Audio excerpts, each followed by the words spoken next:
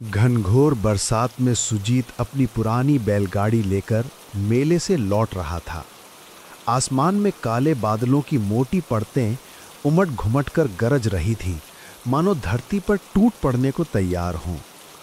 बिजली की चमक जब जब आसमान को चीरती, पूरा जंगल पल भर के लिए सफ़ेद उजाले में नहा उठता और फिर अगले ही क्षण और भी भयावना अंधकार में डूब जाता। शाम ढल चुकी थी और अंधेरा अब तेजी से चारों ओर फैल रहा था। तेज हवा पेड़ों को झकझोर रही थी। सूखे पत्तों की सरसराहट किसी अनजानी आहट सी लग रही थी। हे भोलेनाथ, कैसी घनघोर बरसात बरसा दी है। घर पहुंचना भी दुश्वार हो गया है। अरे ये कीचड़ भी ना। बस अब हिम्मत रखो रे बैलों, थोड़ा और, अभी हमें गांव पहुंचना है। काश मैं मेले में इतनी देर तक नहीं रुकता। अरे चलो रे, थोड़ा और जोर लगाओ, ये कीचड़ भी बस नहीं छोड़ता। हे बाप रे, ये बिजली तो सिर पर ही गिरी लगती है। मेले की वो भीड़ अब किसी सपने जैसी लग रही है। यहाँ तो बस डर ही डर है। ये कैसी रात है, बारिश रुकने का नाम ही नहीं ले रही। अरे भोलेनाथ, कहीं ये वही रास्ता तो नहीं जहाँ की कहानियाँ लोग सुनाते हैं। दिल धक धक कर रहा है मेरा। काश अब जल्दी कोई आसरा मिल जाए। बारिश अब और भी तेज होती जा रही थी। बूंदें इतनी वेग से गिर रही थीं कि चेहरे पर पड़ते ही हल्की सी चोट का एहसास होता था।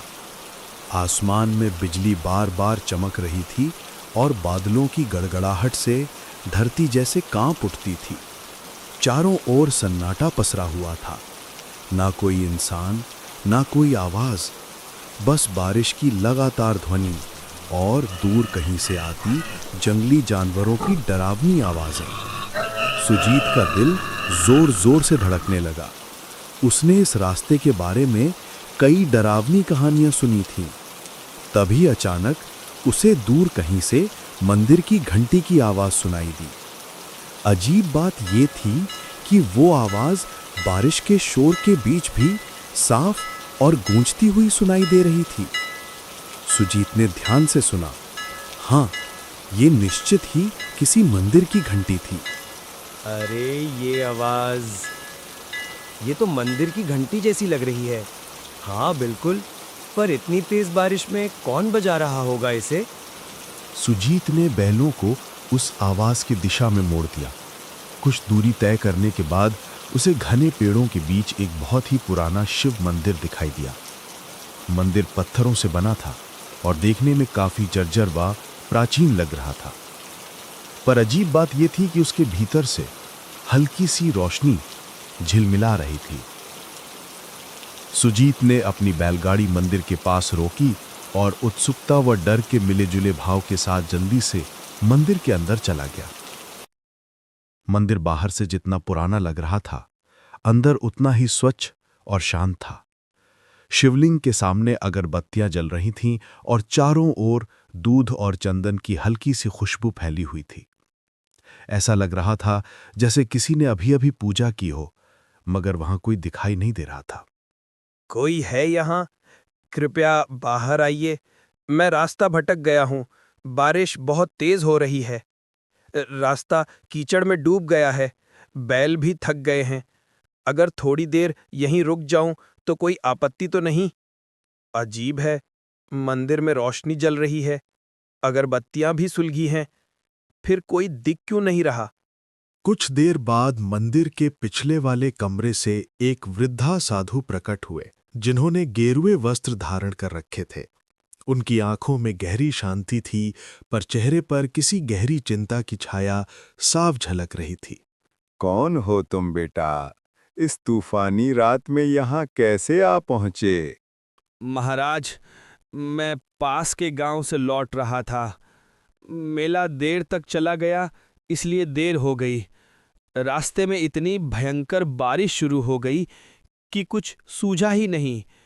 तभी मंदिर की घंटी की आवाज सुनी और यहाँ चला आया।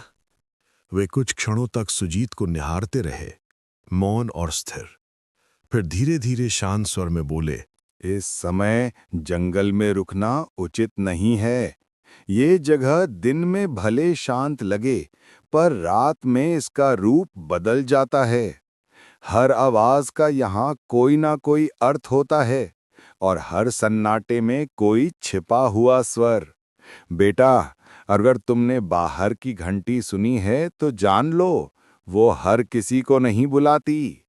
मगर महाराज, आप कह रहे हैं कि वो घंटी हर किसी को नहीं बुलाती, इसका क्या मतलब है? साधु ने एक गहरी सांस ली। उनकी आंखों की शांति अब गंभीरता में बदल गई। कुछ पल तक वे मौन रहकर सुजीत को ध्यान से देखते रहे, मानो उसके भीतर कुछ खोज रहे हों। फिर धीरे से बोले, बेटा, आज की रात यहीं मंदिर में रुक जाना। बाहर तूफान अभी थमने वाला नहीं है। मगर मेरी बात ध्यान से सुन। आधी रात के बाद अगर कोई आवाज सुनाई दे, चाहे कोई पुकारे, रोए या तुम्हारा नाम ले, किसी भी हालत में इस मंदिर की सीमा के बाहर मत जाना। याद रखना, हर आवाज इंसान की नहीं होती। सुजीत को साधु की बात कुछ अजीब जरूर लगी, पर उनके चेहरे पर झलकती गंभीरता देखकर साफ महसूस हो रहा था कि वे मजाक नहीं कर रहे थे। जी महाराज, मैं आपकी बात का ध्यान रखूंगा। चाहे कैसी भी आवाज क्यों न सुनाई दे, मैं मंदिर के बाहर कदम नहीं रखूंगा। उसने मन ही मन सोचा कि शायद रात में यहां जंगली जानवर आ जाते होंगे, इसलिए साधु महाराज उसे डराकर सावधान करना चाह रहे हैं। साधु ने उसे पास के एक कोने में बैठने के लिए कहा। फिर वे अंदर चले गए और थोड़ी देर में एक थाली में कुछ ताजे फल लेकर लौटे। लो बेटा, ये कुछ ताजे फल खा लो। रास्ता लंबा था, शरीर को आराम और भोजन दोनों की जरूरत है। बाहर तूफान है, इसलिए आज यहीं ठहर जाओ। भगवान शिव की शरण में हो, चिंता मत करो, सब ठीक रहेगा। सुजीत ने शांति से फल खाए और पानी पिया। साधु महाराज ने उसे एक पुरानी चटाई और कंबल दिया ताकि वो आराम कर सके। सुजीत ने श्रद्धा से भगवान शिव को प्रणाम किया और मंदिर के कोने में जाकर लेट गया। थकान के मारे उसकी आंखें धीरे धीरे बंद होने लगी। बाहर रात अब और गहरी हो चली थी। बारिश अब भी जोरों पर की और हवाएं मंदिर की दीवारों से टकराकर सनसनाती हुई गुजर रही थी। सुजीत नींद में जाने ही वाला था कि अचानक उसे एक अजीब सी आवाज सुनाई दी।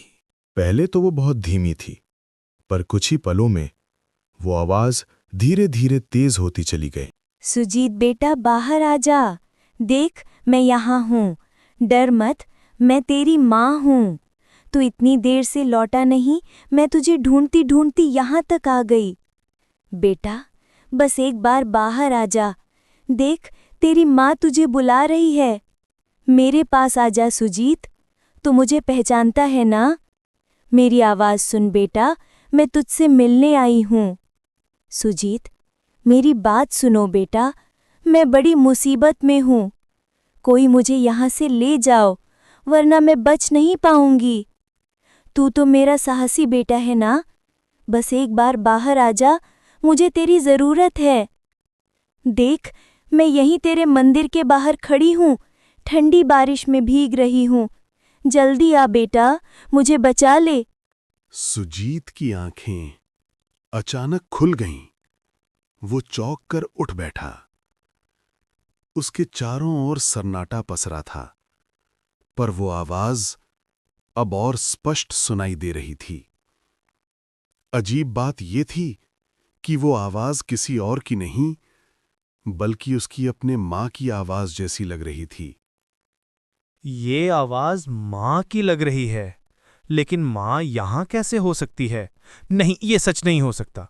वो तो गांव में थी, पर अगर सच में वो हैं, तो मैं कैसे अंदर बैठा रहूं? हे शिव शंकर, अब मैं क्या करूं? बाहर जाऊं या नहीं? सुजीत का दिल जोर जोर से धड़कने लगा, मानो उसकी छाती से बाहर निकल आएगा। डर और जिज्ञासा दोनों उसके मन में एक साथ उमड़ने लगे। सुजीत उठ खड़ा हुआ और धीरे धीरे मंदिर के दरवाजे की ओर बढ़ने लगा। उसका हाथ दरवाजे की ओर बढ़ रहा था, जबकि मन भीतर से कह रहा था, शायद बाहर अगर माँ है और अगर सच में उन्हें एक मदद चाहिए तो मैं कैसे न जाऊं। तभी अचानक किसी ने उसका हाथ कसकर पकड़ लिया। सुजीत सिहर उठा, पीछे मुड़ा तो देखा साधु महाराज उसके पीछे खड़े थे। उनकी आंखों में गहरी गंभीरता और एक अनकहा डर झलक रहा था। रुको बेटा, एक कदम भी बाहर मत रखना। मैंने तुम्हें पहले ही चेतावनी दी थी। जो आवाजें बाहर से आती हैं, वे इंसान की नहीं होती, चाहे वो तेरी माँ की ही क्यों ना लगें। महाराज, पर वो तो सच में मेरी माँ की आवाज थी। वही पुकार रही थी मुझे, कह रही थी कि वो मुसीबत में है। अगर सच में वो हैं, तो मैं उन्हें ऐसे कैसे छोड़ दूं? वो तेरी नहीं है। ये छाया तुम्हारे मन को पढ़ लेती है बेटा। ये उसी की आवाज निकालती है जिसके लिए तेरे दिल में सबसे गहरा प्रेम हो। ये जानती है कि तेरे मन में अपनी माँ के लिए कितना स्नेह है, इसलिए उसी का रूप धारण करके तुझे बुला रही है। कई यात्री इसके इस छल में फंस चुके हैं और फिर कभी लौटे नहीं। सुजीत बेटा, तो मुझे क्यों नहीं सुन रहा? सिसकियों की आवाज हवा में घुलती है। मैं बहुत दर्द में हूँ। तेरी माँ हूँ मैं। देख, मैं यहीं बाहर हूँ, बारिश में भीग रही हूँ। रोने की धीमी टूटी हुई आवाज सुनाई देती है। मुझे अकेला मत छोड़ बेटा, बस एक बार बाहर आ जा। अगर तू नहीं आया तो मैं बच नहीं पाऊंगी। साधु महाराज, छोड़ दीजिए मुझे। वो मेरी माँ है, उनकी आवाज मैं पहचानता हूँ। आप समझ नहीं रहे, वो मुसीबत में हैं। मुझे उनकी मदद करनी ही होगी। कृपया जाने दीजिए, मैं उन्हें ऐसे नहीं छोड़ सकता। वो मुझे पुकार रही हैं। याद रखना, अगर तू बाहर गया तो तेरा नाम भी उनमें शामिल हो जाएगा। साधु ने झटके से सुजीत को वापस अंदर खींच लिया और जमीन पर बिठा दिया। फिर वे सीधे शिवलिंग के सामने जाकर पद्मासन में बैठ गए और ऊंचे स्वर में मंत्र जपने लगे। ओम नमः शिवाय, ओम त्र्यंबकम यजामहे सुगंधिम पुष्टिवर्धनम, ओम नमः काल भैरवाय, ओम हूजु सहरुद्राय नमः, हर हर महादेव, रक्षामि रक्षामि महाकाल देव। पंडित, तुम कितना भी मंत्र जप कर लो, मुझे नहीं रोक पाओगे। मैं फिर आऊंगी, बार बार आऊंगी। जब जब कोई इस मंदिर में कदम रखेगा, मैं उसे पुकारूंगी। तुम मुझे बांध नहीं सकते। मेरी छाया हर दिशा में फैली है, हर हवा में मेरा नाम गूंजता है। ओम नमः शिवाय। उनके मंत्रों की गूंज पूरे मंदिर में फैल रही। ओम नमः काल भैरवाय। धीरे धीरे बाहर की आवाज बढ़ने लगी, हर हर, मगर पूरी तरह से थमी नहीं। रक्षामि रक्षामि। साधु ने मंत्र जाप जारी रखा। उनके माथे पर पसीने की बूंदें चमकने लगी थीं और पूरा मंदिर एक अजीब रहस्यमयी ऊर्जा से भर गया। सुजीत डर के मारे कांप रहा था। उसका दिल तेजी से धड़क रहा था। अब डर मत करना बेटा, वो शक्ति अब लौट गई है। इस मंदिर की रक्षा स्वयं भोलेनाथ करते हैं। तुम अब निश्चिंत होकर सो जाओ, मैं यहीं बैठा रहूंगा। कुछ देर बाद बाहर की सारी आवाजें एकदम थम गई। अब बस बारिश की लगातार गिरती बूंदों की आवाज रह गई थी। सुजीत कांपते हुए वापस अपनी चटाई पर लेट गया, मगर उसकी आंखों में नींद कहाँ थी। वो पूरी रात जागता रहा। जब सुबह की पहली किरण मंदिर के अंदर पहुंची तो सुजीत धीरे धीरे उठा और बाहर निकल आया। बारिश अब थम चुकी थी, लेकिन मंदिर के चारों ओर जमीन पर अजीब से पैरों के निशान बने हुए थे, जैसे कोई अनजानी चीज रात भर मंदिर के इर्द गिर्द घूमती रही हो। तभी साधु महाराज अपनी कुटिया से बाहर आए। उन्होंने चारों ओर देखा और गहरी सांस ली, मानो किसी लंबे संघर्ष के बाद राहत मिली हो। देख रहे हो बेटा, ये निशान, ये उसी छाया के हैं जो पूरी रात मंदिर के चारों ओर मंडराती रही। वो कोशिश कर रही थी कि तुम्हें बाहर खींच ले जाए, तुम्हारे मन के प्रेम का इस्तेमाल करके तुम्हें अपने जाल में फंसाए। पर भगवान शिव की कृपा से वो इस मंदिर की सीमा पार नहीं कर सकी। ये रेखाएं उसकी असफलता की निशानी है। वो अब भी मुक्ति नहीं पा सकी, इसलिए हर तूफानी रात में लौटती है किसी नए मन को बहकाने। महाराज, ये छाया आखिर कौन है? क्यों हर रात यहाँ आती है और क्यों मुझे अपनी माँ की आवाज में बुला रही थी? इसका क्या रहस्य है? इसकी पिछली कहानी क्या है? बेटा, ये छाया कोई साधारण आत्मा नहीं है। कभी ये भी एक इंसान थी, एक औरत जो अपने पति की मौत के बाद पागलपन की हद तक टूट गई थी। कहा जाता है कि वो अपने दुख में इतनी डूब गई कि उसे जीते जी शांति नहीं मिली। एक तूफानी रात में उसने इसी जंगल में अपनी जान दे दी। तभी से उसकी आत्मा इस जगह से बंध गई।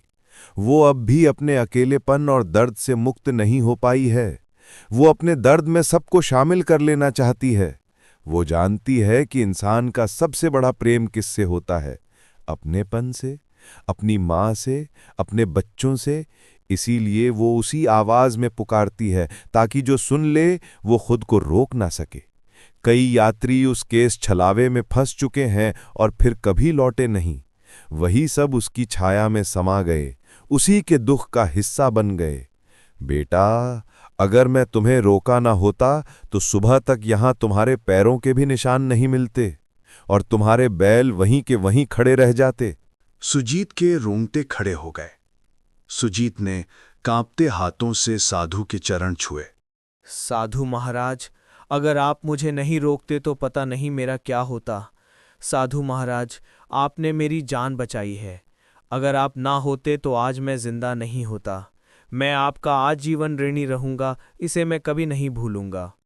बेटा, मुझे नहीं, भगवान शिव को कहना। उन्हीं की कृपा से तुम आज सुरक्षित हो।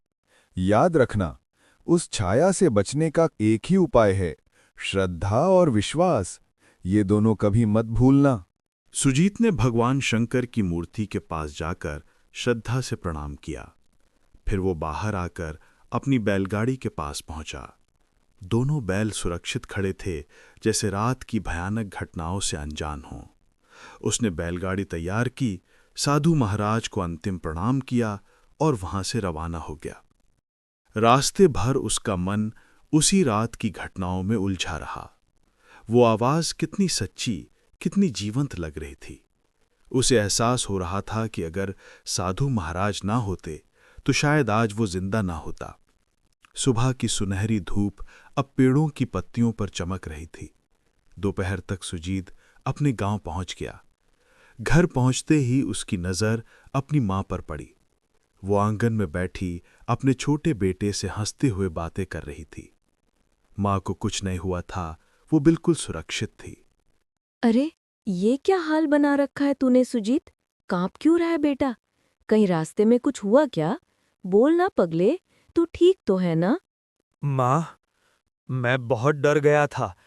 रात भर तुम्हारी आवाज सुनाई देती रही, इतनी सच्ची, इतनी करीब, जैसे तुम मुझे बुला रही हो।